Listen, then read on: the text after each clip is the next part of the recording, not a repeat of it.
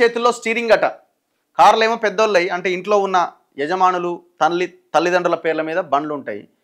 బండ్లు ఎవరికి ఇస్తున్నారు? పిల్లలకి ఇస్తున్నారట. టూ వీలర్లే కాదు, ఇద్దే పోరా అద్దే పోరా అని అనడమే కాదు, అక్కడ కీ ఉంటే తీసుకుపోయి నడుపుతున్నారు, యాక్సిడెంట్లు చేస్తున్నారు. స్టాటిస్టిక్స్ చెప్తున్నాయి చూడండి ఒక్కసారి. పిల్లల చేతుల్లో స్టీరింగ్, ఇగో ఇట్లా. కార్లు ద్విచక్ర వాహనాలు నడుపుతున్న మైనర్లు గత ఏడాది దాదాపుగా 10,113 కేసులైనవి. ఈ సంవత్సరం 6 నెలల్లోపే. ఇది చాలా చాలా ఇంపార్టెంట్ న్యూస్. ఇది పేరెంట్స్ ఆలోచించాలి.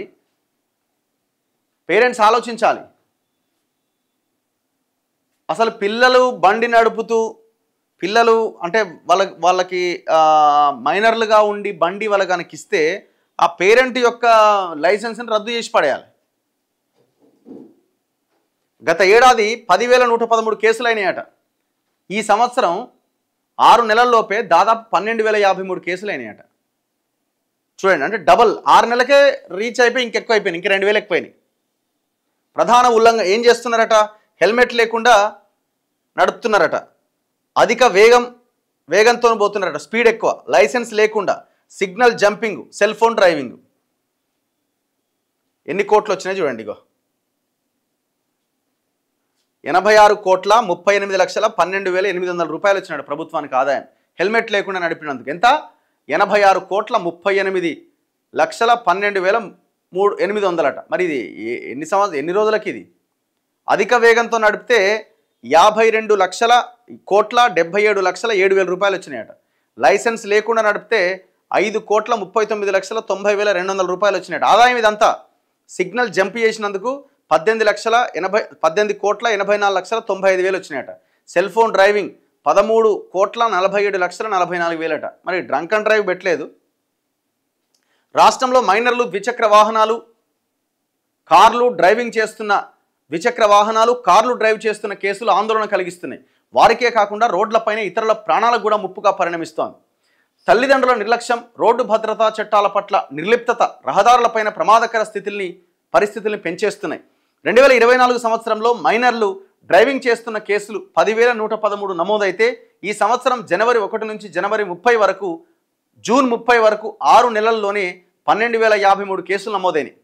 ఇవన్నీ దాదాపు నగరాలు, జిల్లా కేంద్రాల్లోనివి. మరోపక్క మేజర్ అయి ఉండి కూడా డ్రైవింగ్ లైసెన్స్ లేకుండా వాహనాలు నడిపే వారి సంఖ్య కూడా లక్షల్లో ఉంటుంది. ఈ ఏడాది 6 నెలల్లోపుగానే ఈ తరహా కేసులు 2,32,000 కేసులు నమోదైనాయట.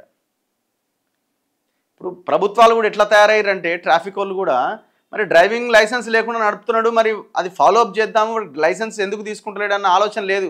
నువ్వు ఇట్లనే నడుపు, ఇట్లనే ఫైన్ కట్టు, ఇలా కట్టినాక మళ్ళీ రేపు కూడా కట్టు, ఎల్లుండి కట్టు, ప్రభుత్వానికి ఆదాయం వస్తుంది.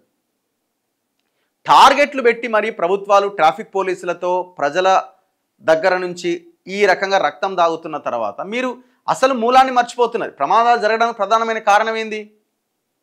ప్రజల్లో అవగాహన పెంచి కొంత స్ట్రిక్ట్గా ఉండి వాళ్ళకి లైసెన్స్ వచ్చేలాగా ట్రాఫిక్ రూల్స్ ఉల్లంఘించకుండా మీరు అవగాహన కార్యక్రమాలు చేయాలి. నిర్లక్ష్యంగా ఉన్న వాళ్ళకి ఒక భయం కలగాలి. అరే మనం ఇట్లా పోతే ఇది కాదు అన్న ఒక భయం రావాలి. అది వస్తలేదు ఎందుకు? పోనీ ఏమో ఫైన్ కొట్టిండ్లే తర్వాత చూసుకుందాం అనుకునే వాళ్ళు కొంతమంది, కానీలే కడదాం అనుకునే వాళ్ళు ఇంకొంతమంది. అల్టిమేట్గా ఈ సిస్టంలో మనం మంచిగా వెళ్ళాలి, బాగా ఉండాలి అనేటువంటి ఆలోచన ఎవరికి రావట్లేదు. మరి ఆ ప్రయత్నం చేయాలి కదా.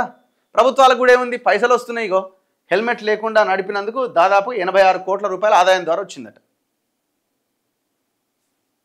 మరి ఇదంతా ఆదాయం పోతుంది కదా ప్రజల్లో అవగాహన వస్తే.